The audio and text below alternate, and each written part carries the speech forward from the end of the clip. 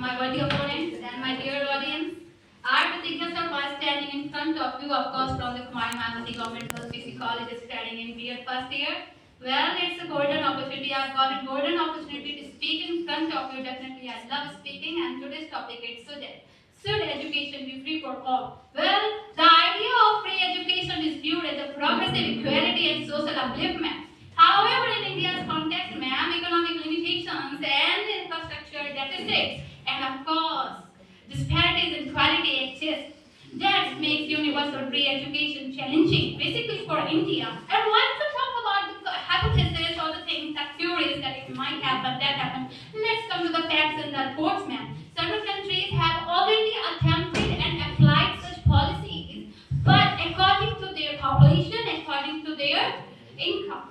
But in India, as India, let's start comparing, okay? Let's start comparing from Germany versus India on the basis of financial burden and economic sustainability, sir. Germany has already abolished education fees from education. It makes it free in 2020, 2014. But the fact, again, it was in stress because there are many universities. It's not always in the high cities, right? There are some low cities also, poor income cities where the universities were there. In the poor income cities, they were overcrowded, underfunding, and of course, again, not a basic or a best teacher or infrastructure was present there.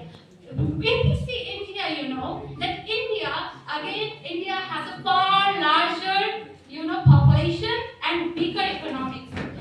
There is a report of Economic Survey of India has that Government of India expenditure on education is around about 3 to 4% of GDP, ma'am, and it should be that is far below the recommended 6% GDP on expenditure. That is also there in NEP 2020. Still, it is not implemented.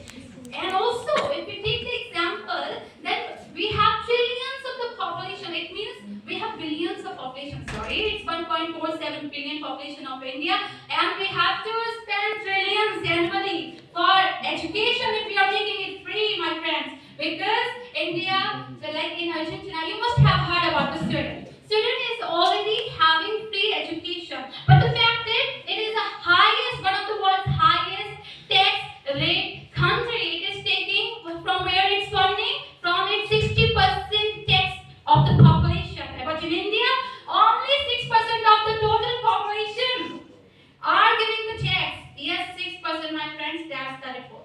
Now let's compare USA versus India. Why USA? Because it is an infrastructure deficit here, of course.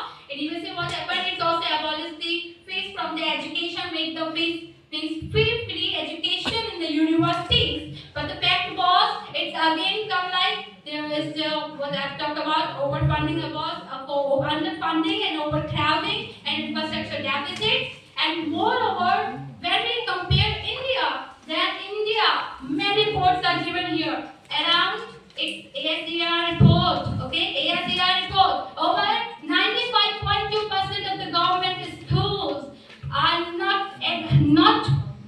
means I will say not done the things like right to education according to the right to education standards. And over that UNESCO 2021 of course has said that over 11 lakh people of India still means unemployed, because there are around 9 million graduates annually around at this time when we don't have that much free education, but still unemployed. And when we see Argentina, I would like to compare Argentina here because of the dropout rate. Still we have many dropout rates, sir. Argentina already having free education, but it's not able to control the 60% of the dropout rates. So what should India do instead? This should be the answer. Here we should make some alternative solutions. India should subsidize for the poor. India should subsidize the learning with low income and deserving students only.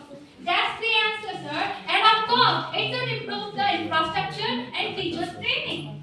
And then one of the facts I would like to say that I think is this. Oh, we talked about it. Okay. Yeah. Okay.